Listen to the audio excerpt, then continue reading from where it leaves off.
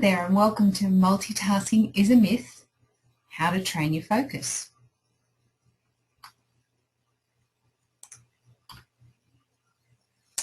This is who you're listening to. If you haven't met me before, my name is Shan Lawson. I have a business called Your Accountability Buddy. So welcome along. Great to have you here.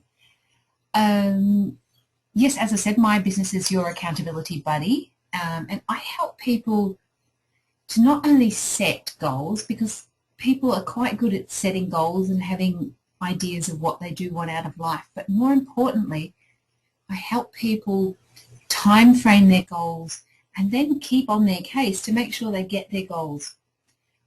I work anything from your buddy to your cheerleader, but I often like to pitch myself as a professional butt kicker because a lot of people can let other things get in the way and take their eye off the focus of their goal, and they just need a bit of a kick up the butt sometimes to get back on track. And that's where I come in, and I love what I do. I'm passionate about what I do. Hence, that's my business, Your Accountability Buddy. You can check me out at that web address there. So yeah, thanks for coming along, and I'm really glad to have you here.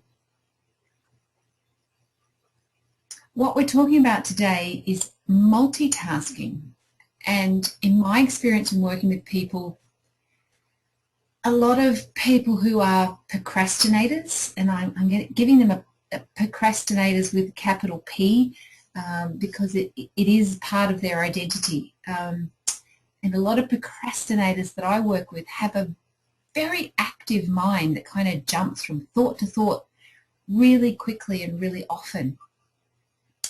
Because of that fact, because they're going from thing to thing all the time, they tend to believe that they're capable of multitasking. Well, here's what I've got to tell you about multitasking, and that is that instead of doing one thing really well, you're probably doing lots of things half-assed. There we go, I've said it. It's out there. Okay. Let me put it this way. If you're really enjoying what you're doing and you're seeing results, you'll stick with it. For example, how easy is it for you to lose yourself in a computer game that's really fun, that's testing your skills and you're progressing through the levels? On the other hand, if you should be preparing your information for your tax return, it's not very interesting, and you won't know the outcome until your accountant has prepared your return. Let me ask you this though, which one will have more impact on your life? The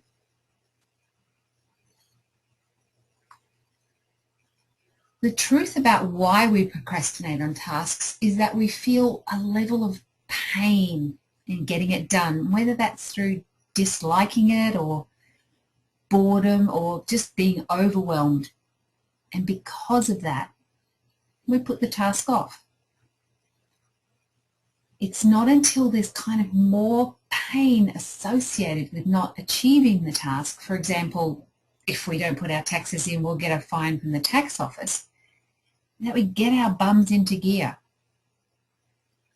Look, instead of flitting around from task to task and doing more of the things that give us an immediate sense of fun, we need to develop and get on with what we know we should be doing. If you work on one task with clarity and focus, then you'll achieve results faster and develop the muscle to combat the habit of, in quotes, multitasking. But I have so much to do, I hear you say. If you only knew what my day or week or month looked like, you'd never advise me to just do one thing, you cry. Well, to that, I have one thing to say, and it's to use a Dr. Philism, and that is, how's that working for you? Are you achieving lots each day? Do you have stress-free downtime at the end of each day? Do you confidently know where you're headed and what you want to achieve? If you do, then that's great. I applaud you. Just keep on doing what you're doing. But if not, then it's time to change tack and get a little focus and clarity, or a lot. So what we're going to look at now is a 3-step process to train your focus, work out the ideal time for you to get things completed, and start tackling those things you've been putting off. Step 1 is to determine your most productive hour or hours of the day. This is something you'll probably inherently know. You may have categorized yourself throughout your life as a morning or an afternoon or an evening person. It's the time of day when you feel most clear-headed, your energy levels are high, and you generally feel the best in terms of feeling positive and motivated. The largest proportion of the population are morning people.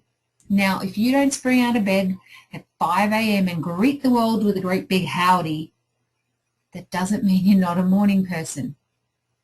Given that the morning stretches right out until midday, you may find, as I do, that your peak performance time is 9 a.m. to, say, 12 p.m.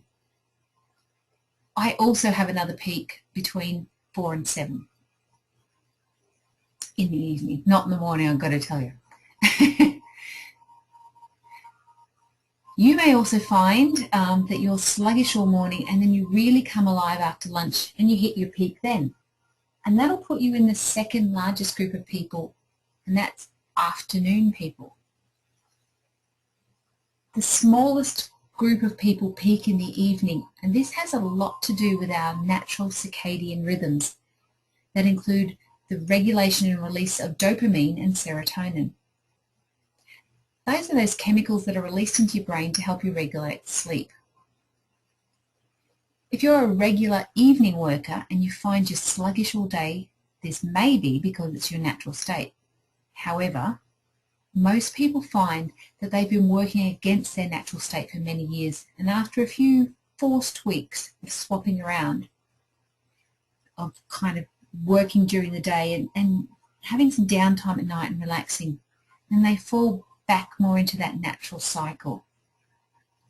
Look, none of these are incorrect or better than others. You just need to find what works for you and the type of environment you work in.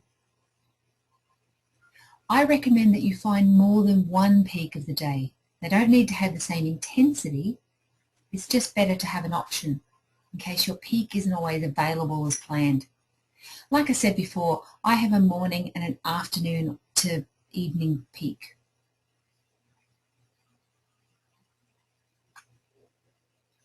So step 1 in this 3-step process is to determine your most productive hours. After you know what your peak times are, you need to move to step 2. And that is to determine your most important task of the day. Now, if your to-do list is like 10 pages long and you think everything on there is urgent, I just want you to take a few moments and decide the difference between urgent and important.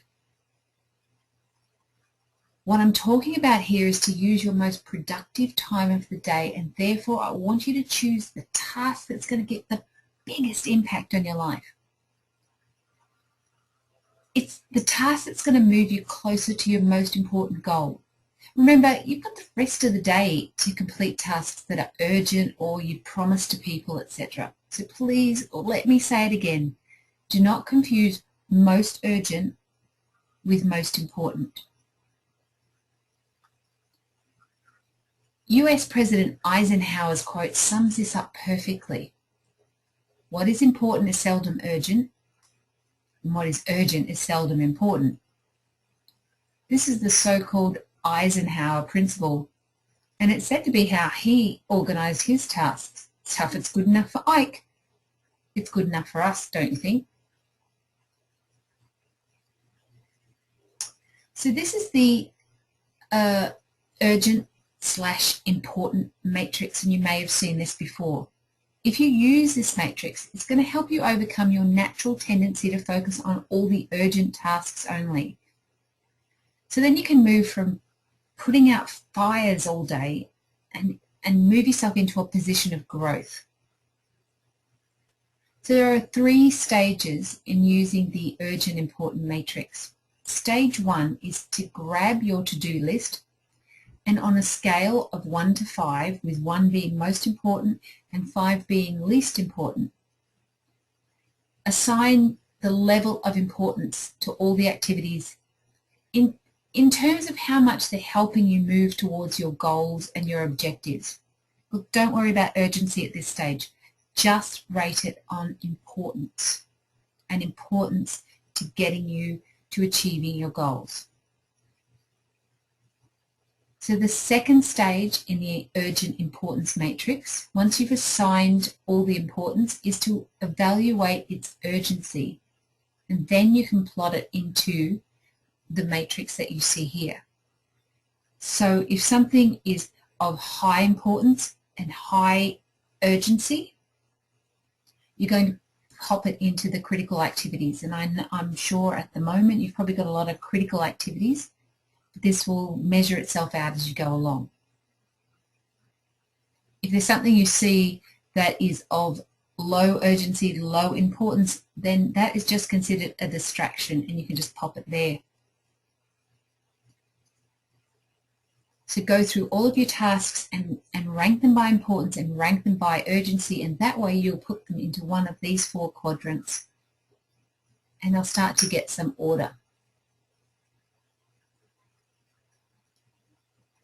So step 3, if you have a look in the critical activity stage, I want you to choose your most important task and then slot that into your most productive time slot during the day. So you've defined what time you peak, you've defined what's your most critical activity, and then marry them together in your diary. And just as a side note here, just to take a second out, if you've identified your most critical task and then you're not sure where to start, then use my goal buster exercise. If you've worked with me already, you will have a copy of this. If you don't have a copy of this and you'd like to know what that is, then please email me, shan@youraccountabilitybuddy.com.au, and I'm happy to flick you a copy of that. It's a really good exercise to get you moving on taking your first step if you've got a critical activity.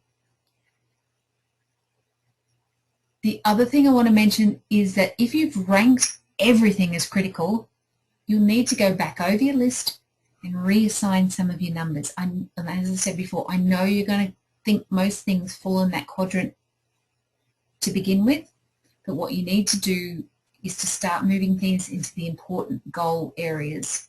Get rid of the distractions, get rid of the interruptions, move things out of critical, and start your day working on everything as important goals.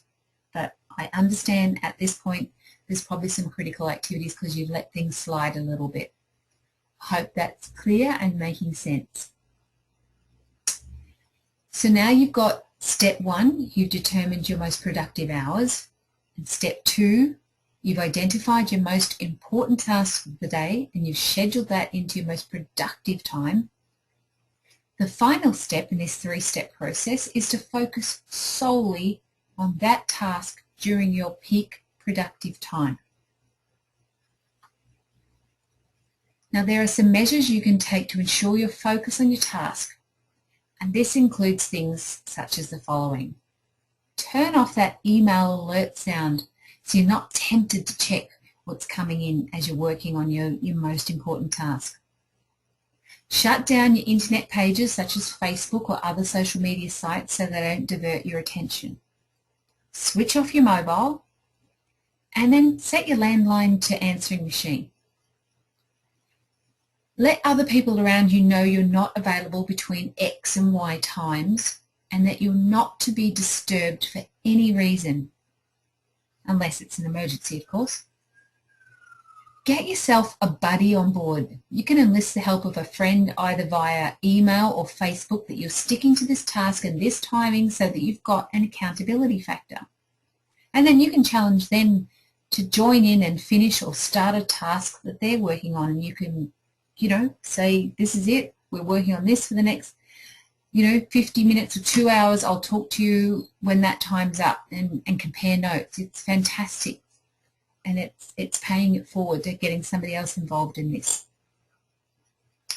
Really, really important, because your mind's going to be working at 1,000,000 miles an hour, is to have a glass of water on your desk and keep hydrated throughout the whole process while you're hitting your peak productivity time.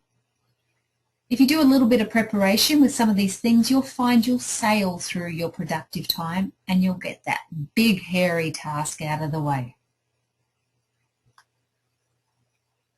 Brian Tracy is the author of the book called Eat That Frog, and he uses the Mark Twain quote as the base principle in his book, and that is, eat a live frog first thing in the morning and nothing worse will happen to you the rest of the day. It's a pretty good theory. Tracy suggests that you treat the task you've been putting off the most as your frog, and if you eat that first thing in the morning, you've gotten the bad part of the day out of the way, and it's all going to get better from there. I agree and disagree. I like the principle. I just believe you need to find your own peak time to eat that frog. The key here is to ensure you stick to your planned task time. If you say that you work better in the afternoon and allocate that time to eat your frog, and when it comes to it you don't follow through because other things got in the way, then I suggest you lose the freedom of choice and strictly follow Brian Tracy's advice to eat your frog first thing in the morning. You obviously can't be trusted to your own devices, and that's probably how you ended up being a procrastinator in the first place, am I right?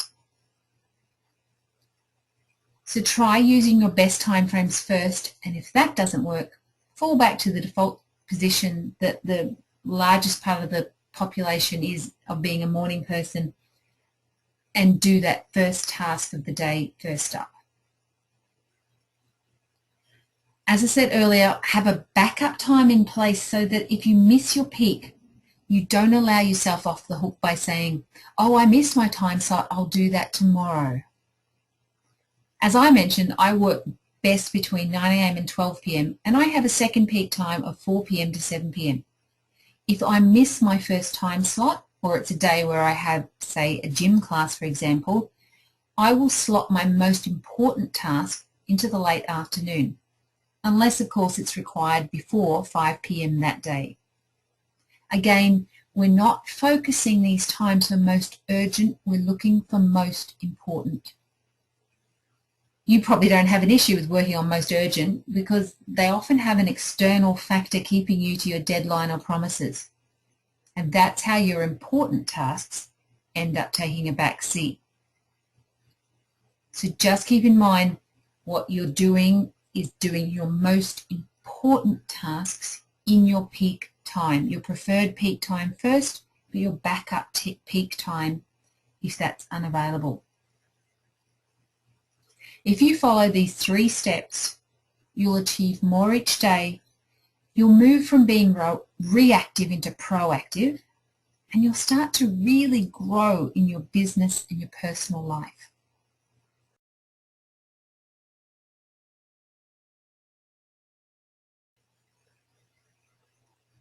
I'd love to hear how you went with this exercise, so drop by Facebook and let me know how you went after you've done your tasks, of course. You can find me at www.facebook.com/Your Accountability Buddy.